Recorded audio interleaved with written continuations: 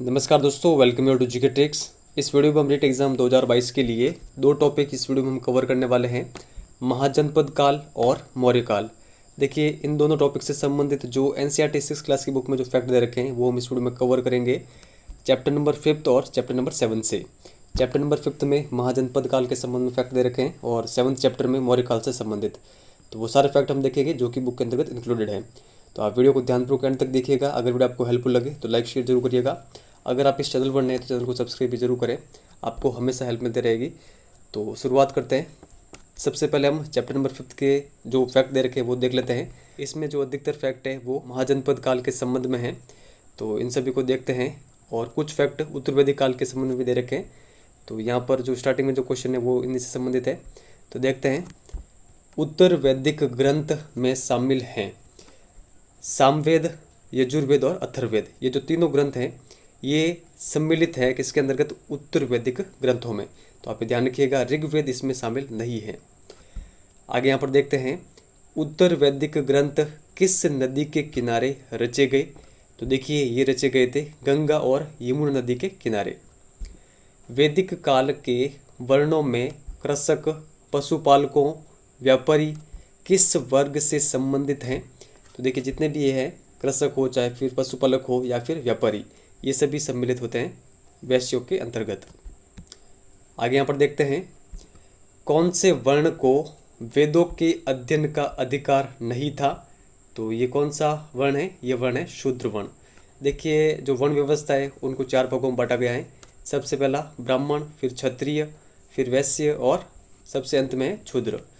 तो जो क्षूद्र थे उनको कौन सा अधिकार नहीं था? वेदों के अध्ययन का अधिकार इनको नहीं था। तो आप ध्यान रखिएगा।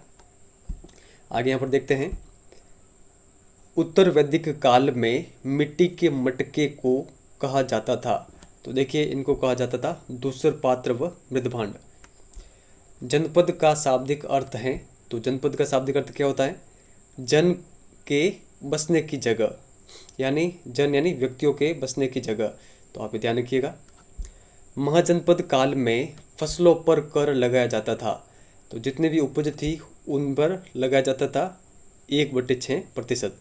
तो आप ध्यान रखिएगा। और जो ये 1/6% कर लिया जाता था इसको क्या कहा जाता था? भाग। इस कर का नाम क्या है? भाग। तो आप ध्यान रखिएगा। मगध की प्रारंभिक राजधानी थी। तो मगध की प्रारंभिक राजधानी थी राजगृह, इसके बाद में गिरिव्रज और उसके बाद में पाटलिपुत्र मगध की राजधानी बनी थी। तो आप ध्यान रखिएगा। आगे यहाँ पर है, मगध किन 2 नदियों के मध्य बसा है? तो देखिए, मगध बसा है गंगा और सोन नदियों के किनारे। वज्जी की राजधानी थी। तो वज्जी की राजधानी क्या थी? वैशाली। वैशाली वर्तमान में कहाँ पर है? बिहार में। आगे यहाँ पर देखते हैं, दीर्घ निकाय एक प्रसिद्ध बौद्ध ग्रंथ है जो कितने साल पहले लिखा गया था? तो देखिए, जो दीर्घ निकाय है ये ग्रंथ लिखा गया था 2300 साल पहले। तो आप ध्यान रखिएगा। और ये किन का ग्रंथ है? तो बौद्धों का। तो आप ध्यान रखिएगा। गण या संघ राज्यों का अंत लगभग हुआ। तो इनका अंत हुआ 1500 साल पहले। बिंबिसार तथा अजातशत्रु कहाँ के शासक थे? तो ये शासक थे मगध के। गण या संघ शासन व्यवस्था किस महाजनपद में थी? तो ये थी वज्जी के अंतर्गत।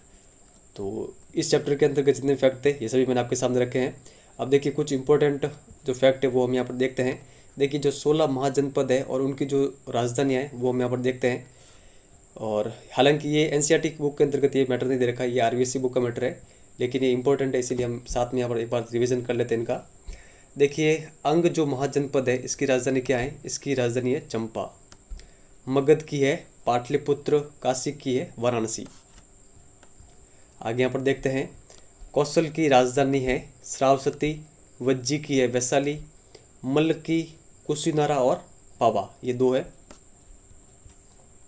आगे यहाँ पर देखते हैं, चेदी की राजधानी है शक्तिमती, वत्स की है कौशाम्बी, कुरु की है इंद्रप्रस्थ, पांचाल की 2 है अहिछत्रपुर और काम्पिल्य।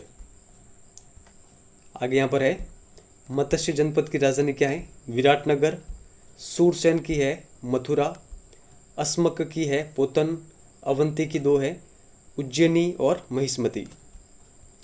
कंबोज की क्या है, कंबोज की जो राजधानी वो है राजपुर, और कहीं कहीं पर अलग नाम दे रखा होता है हाटक, तो ये आप ध्यान रखिएगा। और गांधार की है तक्षशिला। तो ये 16 महाजनपद है और इनकी राजधानी मैंने आपको बताई है, और ये मोस्ट इंपॉर्टेंट है, यहाँ से एग्जाम में क्वेश्चन बनते हैं, तो इन सभी के बारे में आप ध्यान रखिएगा।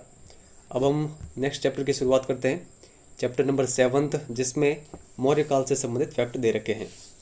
तो देखते हैं, मौर्य साम्राज्य की स्थापना चंद्रगुप्त मौर्य ने लगभग कितने साल पहले की थी। तो देखिए ये की थी इन्होंने 2300 साल पहले। तो आप ध्यान रखिएगा, चंद्रगुप्त मौर्य की जो मौर्य साम्राज्य की स्थापना में सबसे अधिक योगदान किन का रहा था। तो देखिए चंद्रगुप्त के राजा बनने में सबसे अधिक योगदान रहा था चाणक्य या फिर कौटिल्य का। तो आप ध्यान रखिएगा। अर्थशास्त्र पुस्तक के लेखक कौन है, तो चाणक्य ये अर्थशास्त्र पुस्तक के लेखक। अशोक किसका पुत्र था, तो देखिए अशोक पुत्र था बिंदुसार का, और बिंदुसार के पिता का नाम क्या था, तो चंद्रगुप्त मौर्य। मौर्य साम्राज्य में महत्वपूर्ण नगर थे, तो देखिए ये थे पाटलिपुत्र, उज्जैन और तक्षशिला। मौर्य शासन में उत्तर पश्चिम और मध्य एशिया के लिए आने जाने का प्रमुख मार्ग था, तो ये था तक्षशिला। अर्थशास्त्र में लिखा था कि उत्तर पश्चिम भारत प्रसिद्ध था, तो किसके लिए प्रसिद्ध था, ये था कंबल के लिए।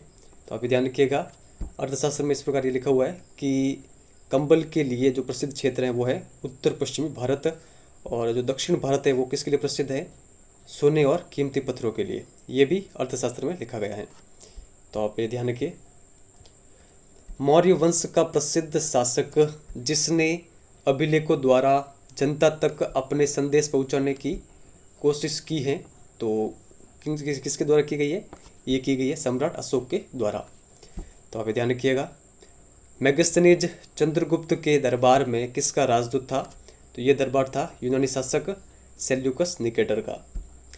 अशोक के अधिकतर अभिलेख किस भाषा और लिपि में थे, तो देखिए ये थे अधिकतर प्राकृत भाषा में, और लिपि कौन सी है, ब्राह्मी लिपि। चीन की दीवार का निर्माण वर्तमान से कितने वर्ष पहले शुरू हुआ, तो शुरू किया गया था, ये किया गया था 2400 वर्ष पूर्व। अशोक राजा बनने के कितने वर्ष बाद कलिंग पर विजय कर लेता है, तो देखिए सही आंसर होगा 8 वर्ष। तो आप ध्यान रखिएगा, अशोक शासक बनता है तो 269 ईसा पूर्व में, और इसने कलिंग को जीता था 261 ईसा पूर्व में। तो 8 वर्ष का ये गैप है, 8 वर्ष बाद में कलिंग पर विजय प्राप्त की गई थी अशोक के द्वारा, और इसमें काफ़ी अधिक लाखों लोग मारे गए थे। इसके कारण बाद में जो युद्ध नीति है उसको अशोक ने त्याग दिया और धम्म नीति को अपनाया था। मौर्य काल में कर और नजराना के संदर्भ में सही कथन कौन सा है, कर नियमित ढंग से इकट्ठे किए जाते थे, नजराना अनियमित रूप से जब भी संभव हो इकट्ठा किया जाता था। तो देखिए दोनों कथन सही है, तो सी नंबर ऑप्शन यहाँ पर सही आंसर होगा। और ये हमारा अंतिम प्रश्न है, रामपुरवा मौर्यकालीन स्तंभ किस राज्य में है, तो देखिए ये है बिहार के अंतर्गत। तो देखिए चैप्टर नंबर 7 में जितने भी फैक्ट थे ये सभी मैंने आपके सामने रखे हैं। तो अगर ये वीडियो आपको हेल्पफुल लगा हो तो लाइक शेयर जरूर करिएगा। हालांकि एनसीईआरटी की बुकों में काफ़ी कम फैक्ट हैं, मैंने आपको लास्ट वीडियो में बताया था, इस वीडियो में वापस बता रहा हूँ। और ये इसलिए बता रहा हूँ क्योंकि आप आरबीएससी की मैटर को इग्नोर ना करें, क्योंकि आरबीएससी में काफ़ी अधिक फैक्ट हैं और उन फैक्ट को पढ़ने के बाद में हमारा पूरा मैटर कवर होगा। तो आपको मैं एनसीईआरटी के तो यहाँ पर मैं आपको प्रोवाइड करा रहा हूँ। आरबीएससी की मैंने रीट एग्ज़ाम 2021 से पहले मैंने सारा मैटर कवर करवाया था। आज भी चैनल पर सारी वीडियो अपलोडेड हैं, चैनल को विजिट करके आप उन्हें देख सकते हैं। अगर आप उन वीडियोज़ को देखेंगे तो आपका एक बार रिवीजन भी होगा और सारा मैटर कवर भी होगा। तो आप एक बार अपना रिवीजन जरूर करिएगा। अगर ये वीडियो आपको हेल्पफुल लगा हो तो लाइक शेयर जरूर करिएगा। काफ़ी कम स्टूडेंट ऐसे हैं जो कि वीडियो को लाइक करके जाते हैं और अपने फ्रेंड्स के साथ शेयर करते हैं। तो हमें लाइक और शेयर करके सपोर्ट जरूर करें। चैनल पर नहीं तो सब्सक्राइब भी जरूर करिएगा। इस वीडियो में इतना ही है, धन्यवाद।